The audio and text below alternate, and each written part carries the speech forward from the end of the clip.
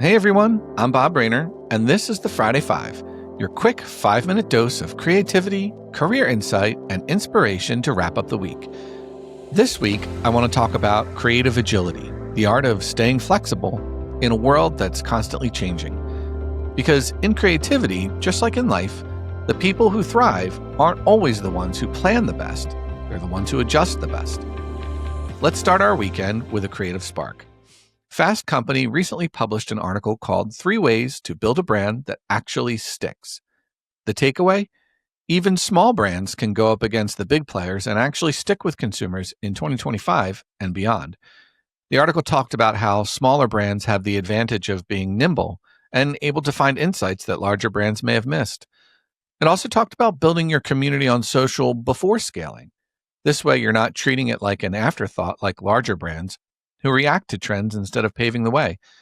And finally, it mentioned being intentional about when and with who you choose to scale with.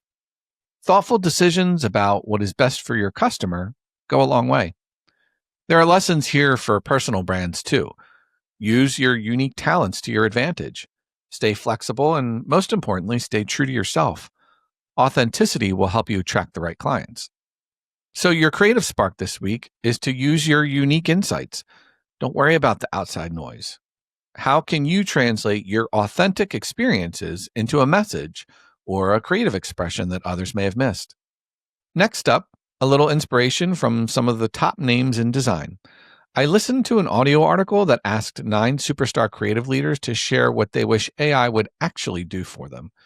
Some of the suggestions, like the one from Design Army's Pomme Lefebvre, sounded like something out of The Matrix, where ideas are harvested from her subconscious, turning dreams into storyboards. Others, like Sarah Vienna of MetaLab, want AI to remove the admin drag, but also help raise the bar on quality so she can protect her creative energy. And Aaron Draplin loves AI for what it already does well, killing tedious production tasks like expanding an image so you can get back to the good stuff. But I found it odd that most creatives wanted AI to be less production hack and more creative thought partner. Because to me, exceptional creative comes from lived experiences, and those can't be rushed, and AI will never provide that. So yes, AI is here to stay and we have to get used to it, but don't hand it the keys to your unique thoughts.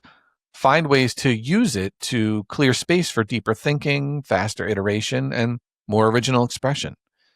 This week, our career tip comes from an article by Jeff Gothelf, author of the book Forever Employable, titled How to Reimagine the Second Half of Your Career. It focuses on the idea of continuous sharing and repurposing of your experience, passion, and expertise to create a platform of thought leadership around yourself. This means you have to be intentional about continuous learning and improvement and be ready to reinvent yourself with the speed of today's business. And that resonates with me because I look at how my own career has evolved from a graphic designer to a studio manager and creative director to now an agency founder and a podcast producer. I've realized that each stage wasn't an abandonment of the last, it was an evolution. So if you're in a season of change, remember this. Everything you've done up to now is material. You're not behind, you're in progress. This week, Harvard Business School's alumni career site published an article called Transferable Skills, encouraging professionals to leverage what they already do well when moving into new industries or freelance work.